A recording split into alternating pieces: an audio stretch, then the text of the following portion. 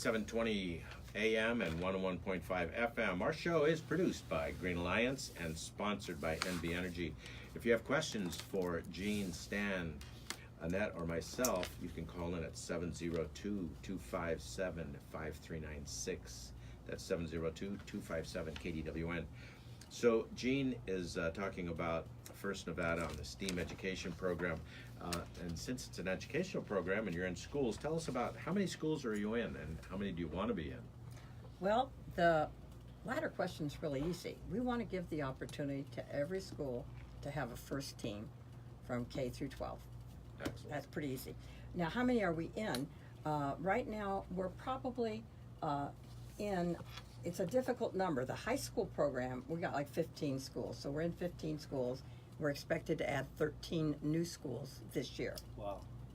Due to a really great... That's almost doubling your numbers. How do you go about that? I mean, is this a marketing campaign? Is this a work with the educators or? Yes, we've brute actually force? approached. No, you can't do brute force because too much. People have to have the passion to do this. You can't, you can lead a horse to water, but you can't make it drink type thing. We've actually approached all the school districts in the state.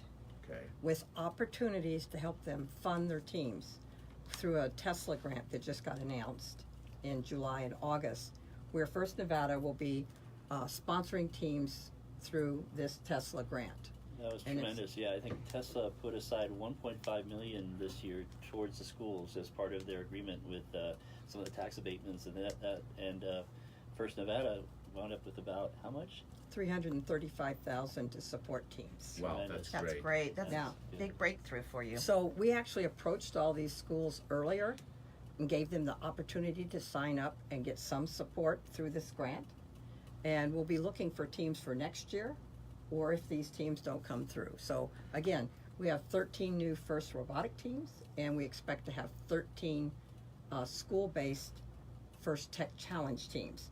And when you asked about how many schools we're in, we actually have 100 FIRST Lego League teams and 26 FIRST Lego FIRST Tech Challenge teams and the 15 FIRST robotic teams. But you can also have the younger programs as a community base.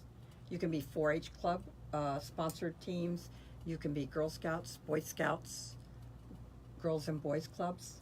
All of these that run after-school programs will sometimes use the FIRST as a vehicle. So our number of teams does not directly relate to the number of schools. Do you have schools that want to get involved that can't for some reason? I'm wondering why the numbers, not that you don't have great numbers, but what is keeping the ones that are not involved getting involved? I think there's two things. People will always throw up money, but when I walk into a school and say, here's the money, the real challenge is people are concerned and afraid. Most of our coaches and mentors are concerned that they don't have the skills to coach a high-tech team. And I want to assure them we have all the resources available. We run workshops for the coaches and the teams and the students. But I've had many coaches tell me, well, I'm not an engineer, or I don't know how to program. How can I help run one of these teams? You can do it. All you need to do is provide the leadership. The kids are really smart, and they help you figure it out. But I think many times coaches and teachers, they're so overworked and so overloaded, they're concerned that they don't have the skills to do it. So that's why we have set up to provide workshops that will give teachers continuing ed credits. Oh, wow. And we're working through all these things now to provide the right resources so that they don't have to be concerned about jumping in. Well, I gotta believe that getting these programs going might help the teachers with their work, because if the kids are motivated, then their job gets easier, I would think. Yes, I agree. So Absolutely. just because it makes sense doesn't always make it make sense. Well, So- because it's like an unknown thing. So Yeah. if you've never done it before, now I have teachers who have done it for like 12 to 13 years because we've been in the Valley since 2003, and they love the program. They run it in their classroom. You can run it in classroom or after school. So Yeah, and So- some of the schools that are established, like Cimarron-Memorial High School, that's been doing it for about 15 years, has gone out and helped other schools that are just getting started. So the students themselves are mentoring other students. I thought that was neat. Yeah, when we talked about cooperation, I was gonna gracious say. professionalism, the way the teams win the biggest award is not the robot win. The biggest award is the chairman award. That is based on what have you done to change your community. Right. So all of our teams are motivated to go out and help the younger programs. So the high school kids actually help run the first Lego League programs and everything else. So it's great. So what events do you have planned for this year? Well, too many. Let's start with the ones that we want the public to attend. Well, actually, there's two events. One is if you're interested in getting your kids involved, then you need to go to one of the coaches or workshops. And the first Lego League one coming up is actually September 8th.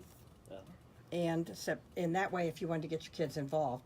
And the first Tech Challenge kickoff, again, if your kids are not involved yet and you want it to be, that one also is September 8th at UNLV. If you go on the website, you can sign up for workshops. So what's that website again? firstnevada.org. Okay. So go there and all this information there is there. Under Of course, events, and then you can sign up for them. If you're in the public and you'd say, I think I'd like to check out a competition, our competitions for First Lego League starts, there's one every Saturday in December for the first 3 Saturdays, with our state championship for Southern Nevada being the last Saturday in January. There's a First Tech Challenge meet almost every Wednesday, every 3 to 4 weeks. So the First Tech Challenge works like league play. Mm-hmm. They meet every 2 or 3 Like weeks. soccer team or something. Like soccer teams. They compete, and then they go away and work on it, and then 3 or 4 weeks they get back together, have another meet. And then we have a state championship for Nevada the first weekend in February. So, and then our first robotic competition is in March. And in the March event, which is the last weekend in March, all of the programs would be there. So if you were shopping for what your children to do, you could come in and take a look at all of them. Yeah, it's a great thing. I went to the Thomas and Mack last year to see the event. It was just a lot of fun. So you have your competition floor, which looks like a big basketball court, and then off on the side you have all the pit crews, so you can walk around and see each team working on their robot and building it, prepping it, and getting That's it ready. great. So, and then a big audience in the stands cheering them on, and sometimes even cheerleaders for some of the teams, I think. All the teams. Think of it as the sport for the mind. Yeah. And we encourage the kids to bring their mascots, bring their cheerleaders. We give awards for team spirit. We give award for the imagery of how well they're marketing their whole team. Yeah, the design. So, there's a lot more than just robots. And again, when's the competition this year? The competition, Is it at Thomas and Mack again? it is at Thomas and Mack again, and it is actually March 30th is that Saturday. So it's a great event. 3:30-19. Yeah, it's actually Saturday, what, 8 to 5? No, actually, it starts Wednesday night, and the kids practice on Thursday. It's open to the public Friday and Saturday from about 8 to 5. So this starts on the 27th? 27th, 28th? Wednesday, Just before Thursday, Friday, It Saturday. actually starts on the 28th and 30th. The 29th and 30th is when it's open to the public. Okay, so, and that's all day long. That's all day long. So you could come for an hour, I bet you if you plan to come for an hour. Well, you'll actually- You'll stay for stay 3. 4 hours easy. I must tell you. Plus, they have food there too. So. Yeah. Food? Yes. You didn't mention food earlier. Well, actually, if you're really interested in knowing how any of these programs work, you can volunteer to come Yes. judge these events There you go. and learn all about it. Let's talk about that when we come back to Shades of Green on KDWN. We'll be right Oh, back. God.